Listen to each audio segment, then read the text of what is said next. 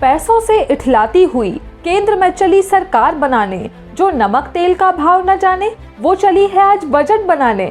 नमस्कार दोस्तों, मैं ज्योति मिश्रा।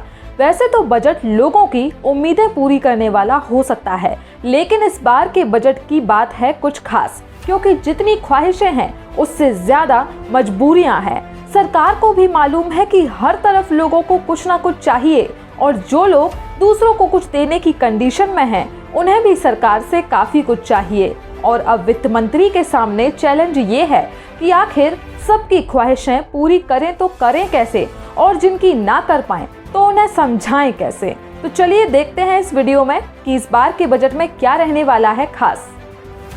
अब वित्त मंत्री के सामने चुनौती ये है कि सबकी ख्वाहिशें वो पूरी कैसे करेंगी। अगर इन सारी चीजों को हटा भी दें तो जिन 5 राज्यों के चुनाव होने हैं वहां के लोगों को समझाना महंगा पड़ सकता है। अब आप गिन लीजिए, किसान, ग्रामीण, नौजवान, गरीब, महिलाएं, दलित, पिछड़े, अति पिछड़े, सरकारी कर्मचारी, छोटे बड़े व्यापारी, बड़े छोटे उद्योगपति, ऐसे कई वर्ग हैं जिन्हें वोट बैंक की तरह देखा जा सकता है। और ये बात तय है कि चुनाव से पहले सरकार इन लोगों को खुश करने की पूरी कोशिश करेगी।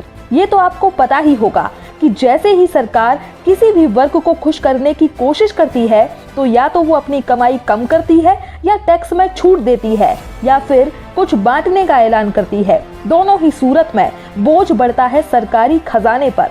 अब आमदनी की बात करें तो आमदनी के मामले में यह साल उम्मीद से कुछ बेहतर ही निकलने वाला है। दाएं हाथ में खुजली हो तो जेब में पैसा आता है, यानी सरकार को कुल मिलाकर जो आमदनी होने का अनुमान पिछले बजट में लगाया गया था, अब लगता है कि सरकार के हाथ में उससे करीब 2.25 लाख करोड़ रुपए अधिक आने जा रहे हैं। इसकी सबसे बड़ी वजह है टैक्स वसूली में आई तेजी।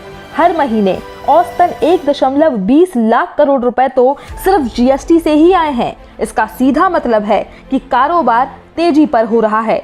कोरोना के बाद से ही इनके मुनाफे में रिकॉर्ड बढ़ोतरी देखने को मिली है और आज भी मिल रही है, लेकिन सरकार की कमाई में 69.8% की बढ़ोतरी यह उम्मीद देती है कि सरकार के हाथ एकदम बंधे हुए तो नहीं है। लेकिन दिख तो ये रहा है कि इस साल सरकार को जो 34.8 लाख करोड़ रुपए खर्च करने थे, उसका 60% हिस्सा भी खर्च नहीं हो पाया है, जबकि कमाई लगभग 70% बढ़ती दिख रही है।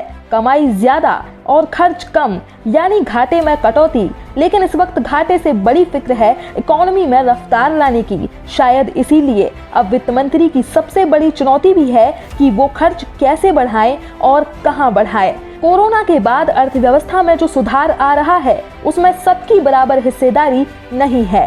कुछ तबके जहां तेजी से ऊपर जा रहे हैं, वहीं कुछ आज भी नीचे ही गिरते दिख रहे हैं। सरकार के पास इस वक्त तक उद्योग, व्यापार और समाज के दूसरे तबकों से भी मांगों की लंबी लंबी सूचियां पहुंच चुकी हैं कि किसे क्या चाहिए। इस वक्त सरकार को अपना खजाना खोलना पड़ेगा। समाज के जो हिस्से अब भी नीचे गिरते दिख रहे हैं, उनकी मदद करनी पड़ेगी, और अगर जरूरत पड़े तो जिन लोगों के कारोबार और कमाई में जबरदस्त उछाल हुई है, उनसे कुछ मदद लेने का रास्ता भी निकालना पड़ेगा।